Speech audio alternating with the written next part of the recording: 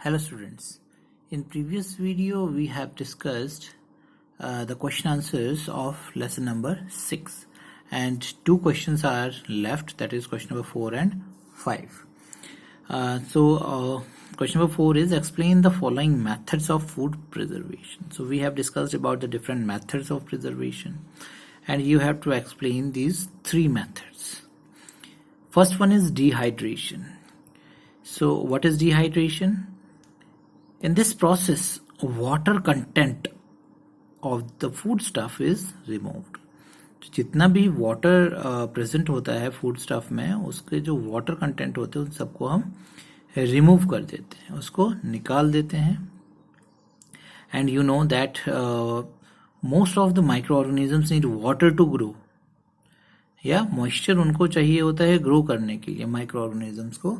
So they can not multiply और grow on dried food. जब हम इसका वाटर कंटेंट रिमूव कर देंगे दैट मीन्स इसमें कोई भी मॉइस्चर नहीं रहेगा, वाटर नहीं रहेगा. सो माइक्रो ऑर्गेनिजम्स भी ग्रो नहीं कर पाएंगे, मल्टीप्लाई नहीं कर पाएंगे. So next is your Canning and bottling. So Canning involves cooking food, sealing it in sterile cans or jars and boiling the containers to kill or weaken any remaining bacteria. So you know what we have to do in this method. हम इसमें क्या करते हैं, cooking food को seal कर देते हैं sterile cans में. स्टेराइल कैंस मीन्स ऐसे कैंस जो कि जर्म फ्री हो, बैक्टीरिया फ्री हो, उन कैंस में हम इसको भर देते हैं जो हमारे कुक्ड फूड होते हैं. After that we again boil the containers. सील करने के बाद we again boil the containers to kill और weaken any remaining bacteria through a form of sterilization. और दोबारा से हम उसको स्टेराइल कर देते हैं सो दैट जो बचे हुए बैक्टीरिया और जर्म्स हैं वो रिमूव हो जाए. And then is your pasteurisation. And pasteurisation it is a process in which product is subjected to pressurized heating. So इसमें क्या होता है, pressurized heat किया जाता है for a short time, थोड़े टाइम के लिए प्रेशर, अंडर हाई प्रेशर हम उसको हीट करते हैं. And then followed by immediate cooling, और एकदम से उसको फिर हम ठंडा कर देते हैं. इस प्रोसेस को हम पेस्चराइजेशन बोलते हैं. और हम मिल्क का पेस्चराइजेशन करते हैं. We get the pasteurized milk in the market also. So the next question is Rakesh bought 2 raw papayas. 2 कच्चे पपाया लेकर आया Rakesh. He kept 1 papaya in the refrigerator and other papaya on the kitchen shelf. तो 1 papaya उसने refrigerator में रख दिया and another किस में रखा, उसने किचन की शेल्फ में बाहर ही रख दिया. Which will ripen first and why, कौन सा इनमें से पहले पकेगा. So this is very simple question. The papaya which is kept on the kitchen shelf will ripen first. Why, क्यों ये पकेगा? बिकॉज जो हमारे फ्रूट्स एंड वेजिटेबल राइप होते हैं वो किसकी वजह से होते हैं, with the help due to the enzymes present in it. और जो एंजाइम्स होते हैं वो फास्ट जो वर्क करते हैं वो हाई टेम्परेचर पे करते हैं. लो टेम्परेचर पे वो उनका जो रिएक्शन होता है, जो वो प्रोसेस होता है उनका राइप करने का, वो स्लो हो जाता है. सो किचन शेल्फ पे टेम्परेचर ज़्यादा होगा, so they will ripe first. Why? Because enzymes work fast at high temperature. Refrigerator में टेम्परेचर कम होगा तो वहाँ पर वो राइप बहुत ही लेट होगा. So these are the question answers. Now the value based question. So this is the story about Amit. So Amit's father organized a party on his birthday. So जो अमित के फादर है वो, उन्होंने अमित के बर्थडे पे एक पार्टी ऑर्गेनाइज करी. Many food items are prepared for the guests. तो ऑब्वियसली जब कोई पार्टी ऑर्गेनाइज करता है तो उस फिर गेस्ट के लिए बहुत सारे खाने की तैयारी किया जाता है, बहुत सारी वैरायटीज़ के हम डिशेस बनाते हैं. सो सेम उसके फादर ने भी प्रिपेयर किया, तैयारियां करी. A good amount of food was left over after the party. So generally हम जब भी कोई पार्टी ऑर्गेनाइज करते हैं तो हम खाना हमेशा जो भी हम डिशेस प्रिपेयर करते हैं वो ज़्यादा ही बनाते हैं ताकि वो कम ना पड़े. लेकिन जब इनकी पार्टी ख़त्म हुई तो उसमें बहुत सारा फूड बच गया था. Now Amit asked his parents to distribute that food among the children in the nearby slums.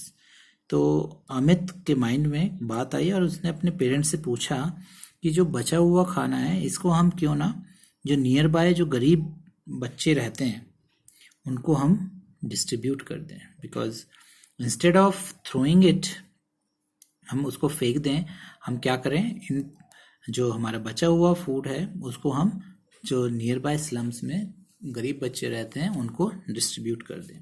They immediately packed the food and went to distribute it. और वो उसको एक जल्दी से उसको उन्होंने पैक किया और वो डिस्ट्रीब्यूट करने के लिए चले गए. The children were quite happy while eating that food.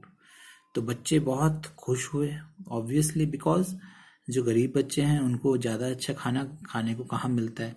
जब उनको अच्छे अच्छे डिशेस खाने को मिल गए तो वो बहुत खुश हुए. And Amit felt satisfied by sharing the food items with those children. तो अमित को भी बहुत अच्छा लगा, सेटिस्फाई हुआ कि जो ये फूड था इसको वेस्ट नहीं किया उन्होंने, फेंका नहीं, और वो किसी को खाने को मिल गया. तो इन बच्चों को खिलाकर वो बहुत ही खुश हुआ और सेटिस्फाइड फील हुआ. Now you can see here the picture of how Amit and his parents are distributing the dishes or food items to the children who are living in slums. Now the question is, list the values displayed by Amit and his parents. तो अमित और उसके parents ने इस story में कौन कौन सी values show करते हैं. सो Amit is very kind and he also share the things. जो एक शेयरिंग की हैबिट होती है, that is also very important. Otherwise and he is also very intelligent. तो उसने वेस्ट करने के बजाय, फूड को वेस्ट करने के बजाय उसने उसको प्रॉपरली यूटिलाइज किया. And his parents are very loving because उसके फादर ने उसके बर्थडे पे पार्टी ऑर्गेनाइज करी और वो अपने जो उसके फादर थे, पेरेंट्स थे, वो अमित को बहुत प्यार करते थे. उसके कहने पर वो स्लम एरिया में गए और उन्होंने जो फूड आइटम्स है वो डिस्ट्रीब्यूट किए. So Amit is very kind, sharing, and his parents are very loving. Now, do you think Amit and his parents did the right thing by distributing the food among the slum children? तो आप क्या सोचते हैं, जो अमित और उसके parents हैं उन्होंने सही किया ये डिस्ट्रीब्यूट करके स्लम चिल्ड्रंस को? सो यस, उन्होंने बिल्कुल सही किया. That is my opinion, but what is your opinion? आप क्या समझते हैं, क्या सोचते हैं?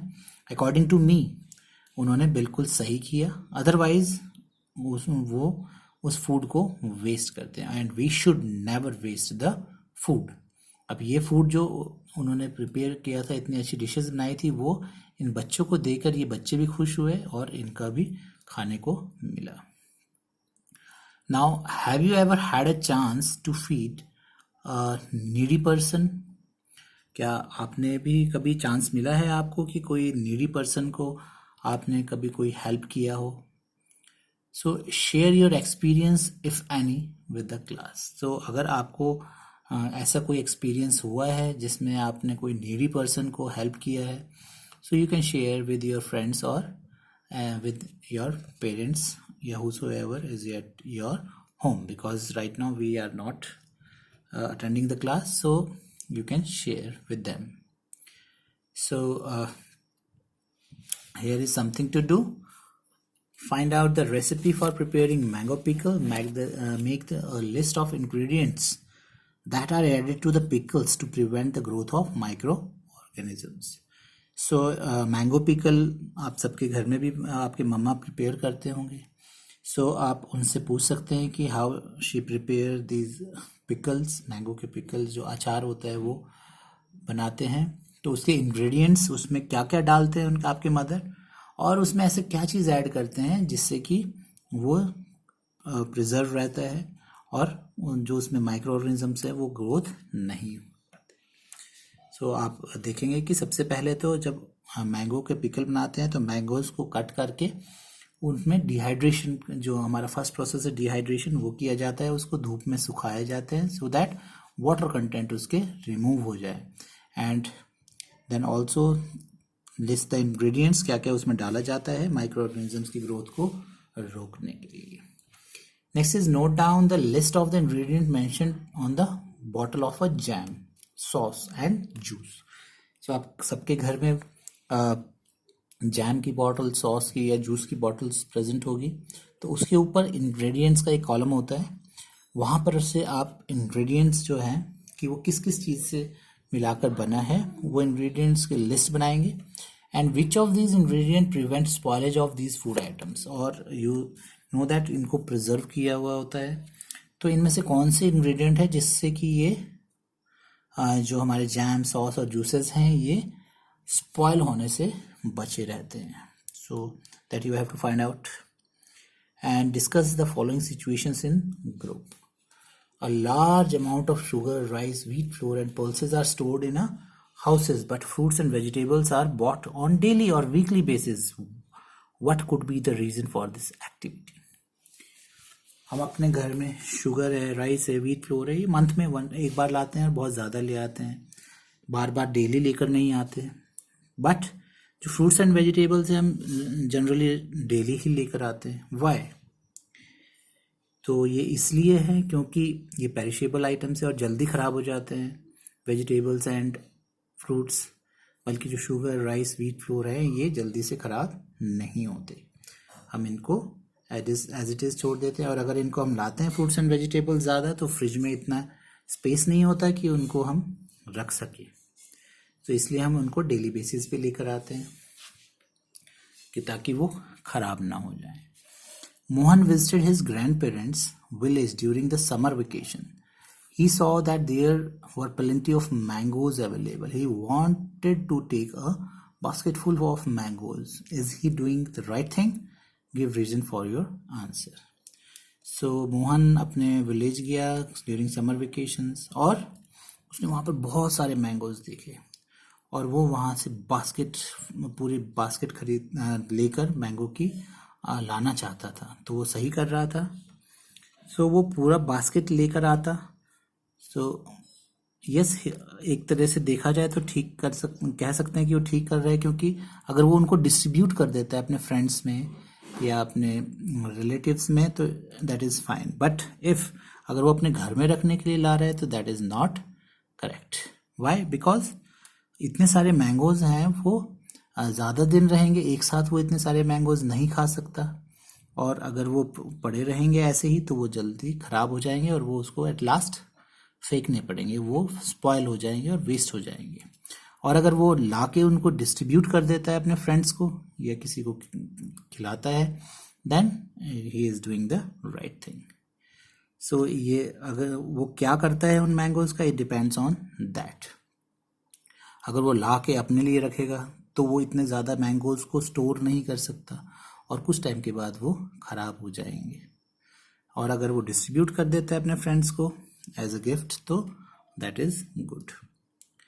सो we have finished the chapter and in next video we will start the next lesson. Thank you.